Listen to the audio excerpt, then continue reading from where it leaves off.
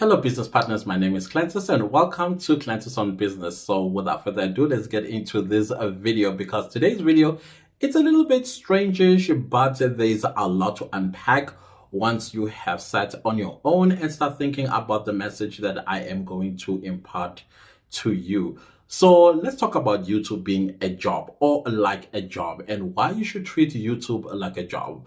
So let's say you are a job seeker, you're looking for work, you have put in your resumes, and eventually one company sticks and then they call you and they say, hey, we'd like to call you for an interview. And then you go to the interview and then you're all prepared and then you impress them in the interview and they say, hey, you know what, you are hired. You are exactly the candidate we've been looking for. And from there, you get the guidelines. Of course, the guidelines as to what time you start, what time you knock off. These are the rules of the company, and this is how you're going to represent the company. These are the sort of behaviors that we do not support, and these are the behaviors that we would like to associate ourselves with, etc. and so on. And then, of course, in most companies, the 3 months is going to be your probation period. Did I say probation? Probation period. And this is where now you have to prove yourself that the company actually did not make a mistake by hiring you. So what the point that I'm making here is that, so here you are with YouTube, you don't have to go through interview processes and then get hired and so on and so forth. All you have to do is have a Google account. And then once you have a Google account, you automatically have a YouTube channel. All that you have to do is go into your DP and then you activate the channel and then you can start uploading videos. Now, your first 3 months of you being a YouTuber on the platform is you are on probation. Basically, it is where YouTube looks at how consistent you are, how disciplined you are, and what niche that you are actually presenting to the potential views. Because at this point, you don't have anybody watching you except the people that know you, maybe family, friends that you asked, hey, subscribe so that when I upload a video, you support me in building up my watch time. But before you get even to that, while you are busy creating your YouTube channel, you would also have been given guidelines like YouTube community guidelines, YouTube policies, copyright policies, COPPA policy. You would have also gotten advertiser-friendly content policies that you would have to read so that you do not break or violate any of the guidelines or the policies of YouTube. Now, let's get back to the 3 months. So the reason why I always preach that your first 3 months, you must show YouTube what you are all about. Because starting a YouTube channel alone is not enough. There's so many things that are involved behind once you start uploading your first video. Your first video, of course, is going to suck. Everybody knows that. If you go to my old videos on my old channel, you will literally roll on the floor laughing if you are not going to be cringed out. I get cringed out. Sometimes I even weep when somebody pulls out a video of me in my early days as a YouTuber. But again, this is my story of how I improved with each video every time I uploaded a video. So one of the things that YouTube would look at is that exactly that activity where you upload your first video, sheepish, lack confidence, no personality, probably even boring, or you are overdoing it because you are trying to emulate your favorite YouTuber and you haven't found your own fit yet and probably don't even know that you need to be authentic when you are a YouTuber so that people, when they fall in love with you, they fall in love with the authentic you, not somebody else. Where at the later stage, when you figured it out, now you'll be like, so I've been carrying a personality that did not belong to me. Now I want to go back to the person that I am. And then the person that you are at the later stage, people be like, well, we don't know you. We know that other you. So it is very important as a content creator that you are always authentic. Just like when you get to your new job, you need to show your new job and your colleagues, your boss and everybody, your true colors. Do not hide the real you, because you may actually disadvantage yourself in so many other ways. Maybe your probation, at the end of it, they might say, you know what, we changed our mind. We don't think that you are the right person for us. Sorry for having given you so much hope. Or you are going to blow them out of the water with that. They'll be so impressed with you that they literally get blown out of the water and then they hire you on a full-time basis. or increase your entry salary and things of that nature. So your first 3 months on YouTube is just like a job probation. That is why I always emphasize that when you start a YouTube channel, pump your channel with content. For the love of YouTube, can you please stop worrying about the numbers? The numbers to you, your first year of YouTube, you should not worry about the numbers. Don't worry about the number of views you are getting. Don't worry about the number of subscribers that you are getting. Don't worry about the number of whatever your analytics are telling you about your channel. Do not worry, but do take cognizance of how your channel is performing, what you need to improve, because your analytics does give you the tools to make you understand why people are dropping off your video at the 30-second mark, or why people are dropping off your video at the 2-minute mark if your video is 10 minutes long or 8 minutes long. Why people are not watching from the beginning to the end, your audience retention, all those metrics that excites the YouTube recommendation systems to pick your video and promote it and get it discovered by more people. Those are the things that I want you to worry about. Do not worry about subscribers, how many subscribers you have. Do not worry about how many views you are getting. What you should bother yourself is, okay, I need to plan my next video after you have uploaded this one. And then after that one, another one. And after that one, another one, and another one, and another one, and another one. It is believed that if you would upload at least 100 videos on your channel consistently, not that today you upload a video and then 3 weeks later you're going to upload another video, and then all in all at the end of the day they accumulate to 100, then suddenly you're seeing no difference and no any significance in your channel, and you're like, oh, those people, like, no. Your first 100 videos, meaning consistently being uploaded. If you're uploading twice a week, upload twice a week for the next 100 videos with no stopping. That is what is meant, that at your 100th video, this is when you're going to start seeing traction happening on your channel. Suddenly you're going to start seeing the 5 views turning out to be 102 views. And then maybe another month later, they grow to 500 views. And another month later, they are now 5,000 views, etc. and so on. Consistency. In as much as this word is now starting to sound, even to me, like a cliche, it is so true. With consistency, it is where it's going to rise you to your goal as a content creator. Same goes when you are at work. When you are at work and you are performing, guess what? Your bosses will notice you. And as you get noticed, you will be put down as probably the next person that is going to get promoted for a specific position in your job place. Why? Because hard work pays. As a content creator, you need to put that at the back of your head, that hard work pays, and hard work on YouTube also rewards. I'm going to talk about all of that as I move with this video. Right now, I want to paint this picture or build you this foundation that your YouTube channel is your job. You need to treat it like a job. You see, I have a 9-to-5, and funny enough, with my 9-to-5, I also have 3 YouTube channels. And then I've been asked many a times before, how are you so consistent in uploading videos on your channels?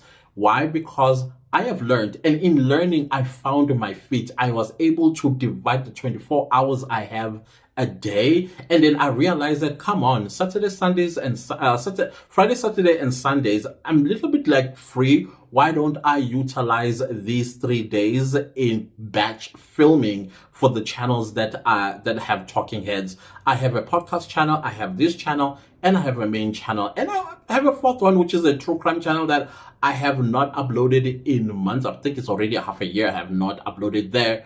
And I will, and it's monetized. That's another thing. That channel is monetized. It's making me passive income as I speak to you.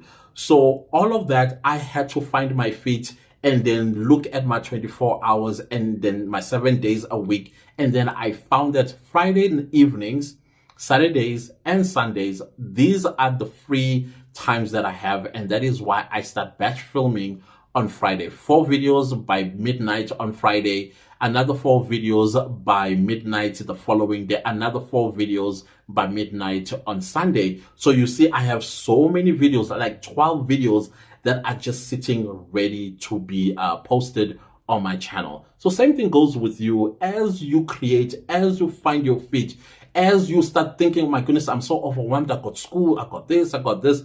We all have 24 hours a day. You just need to find a slot in that 24 hours where you fit in your YouTube channel. Because when you make an excuse, guess what? You make an excuse why you're not uploading consistently, then your channel is going to suffer. Just like if you are not going to be consistently on time at work, your boss is watching. The more late you become, that is when you're going to be approached, and they'll tell you, listen, you've been late these days. What's happening? And then the more you become late, that's when the notices and the warnings start coming through. Your verbal warning first, written warning comes next, and then your disciplinary commission, where you might even get fired. Hey, YouTube works similarly the same way.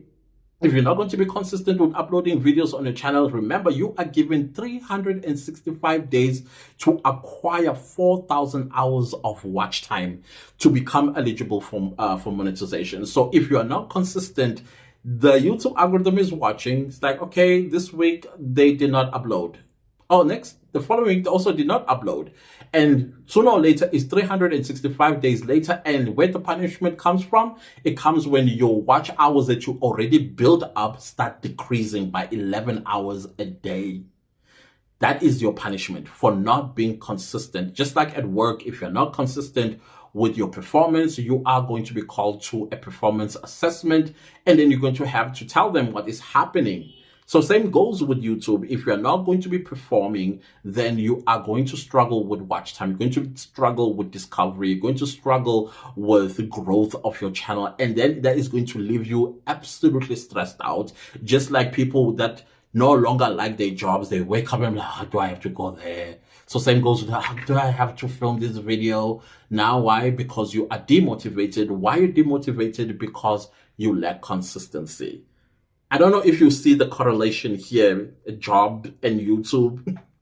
I forgot to mention that during your probation period, so YouTube basically says about 100 million new channels are created on YouTube, and only 1 million of that 100 million gets to 1,000 subscribers and even monetize their channels. So meaning that 99 million people fell away. Why did they fall away? They fell away because they were not being consistent. They would create videos and they'll be consistent maybe for a month, and then they don't see any traction and they get discouraged and thinking, you know what, this is not working. And then they discouraged and they stop being consistent. Others, they start a YouTube channel and they think with one video they're going to blow up to 1 million status subscribers, and then they discover that actually it's hard work. And then other people as well, because of work or because of school or because they are parenting or whatever the case might be. So do not fall under that 99 million people. If you are under 1,000 subscribers, take it all the way and become one of the 1 million YouTubers that actually reach 1,000 subscribers, and then you can work on the 4,000 hours of watch time, because that one is a little bit tougher than subscribers. But these days I'm noticing that it's almost the other way around. You'll find that you upload a YouTube video the next week as a new YouTuber, you're already flying to 1,000 hours of watch time, and then but your subscriber count is very, very low. Do not worry about that. Again, do not worry about numbers, please. Do not worry about numbers. I'm begging you, do not worry about numbers. Worry about pumping your channel with content. That's all.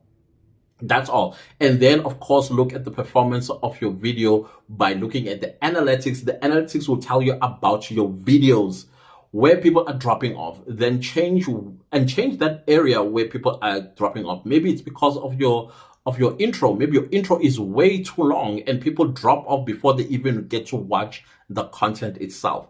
That is why I will encourage you that you, with your intros, keep it under 7 seconds. Under 7 seconds. If you can do 5 seconds, trust and believe me, you are going to get a good retention rate. So like I said, hard work does pay, because once you reach the 1,000 subscribers and 4,000 hours of watch time, then you are eligible for monetization. And you may even get into the YouTube Partner Program, meaning now you are able to place ads on your videos and then you start making money. Continuously on consistency and hard work paying. you also get rewarded, meaning that YouTube does recognize you. And when YouTube recognizes you, this is where you get invited to in-person events that are organized by YouTube. YouTube, if you're a Black person, there's this YouTube Black that you may get recognized for, and then get invited to apply, and then you get chosen if you do get chosen. But the fact that the YouTube Black invited you to make an application means that they see you. So if you work hard, you will be recognized by YouTube, and then of course that will boost you and motivate you to do even more. And the other thing about hard work, it also opens doors of making more money, like sponsorships, brand deals, collaborations, and things of that nature. So you must always have all of those things behind your head, or the back of your head, as a content creator who is new on this platform.